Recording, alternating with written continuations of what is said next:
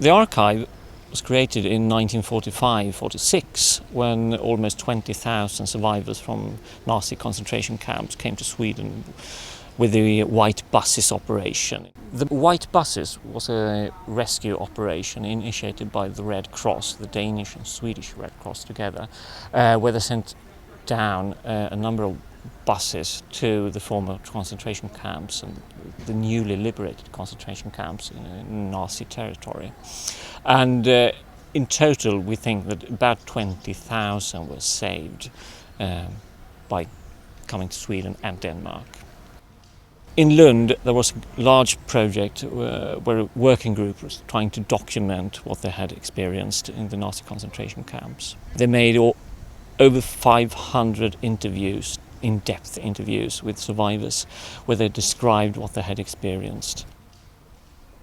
Apart from the interviews, the working group also collected personal belongings the survivors had with them, carried with them to Sweden, including drawings, photographs, notebooks, school books. In particular, the Ravensbrück concentration camp was a camp for women and children, and they made their own school books which are used to educate the children in the camp.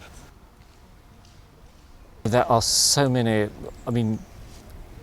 really gripping life stories. The interviews they're very different. Some are quite short, 4 or 5 pages perhaps. Some of them are incredibly long. One is 180 pages. Gives an incredibly detailed account of the experience throughout the war. We found a letter, a secret message, where one person who was incarcerated at Ravensbrück camp, and to keep the message secret, she wrote it in her own urine on the inside of the envelope. When they heated up the envelope, the relatives, they suddenly could read about what was happening in the camp. And we believe that that was the first time information got out about what happened in the camps. We have digitized a major part of the archive, not the entire archive because it's simply too big for that. We have digitized all the interviews, which are in Polish. We are in the process of translating them all in full text and make them accessible on the web. We've also digitized a large amount of the other documents like notebooks and drawings and photographs and so on. In total, I think it's about an estimated 10,000 pages.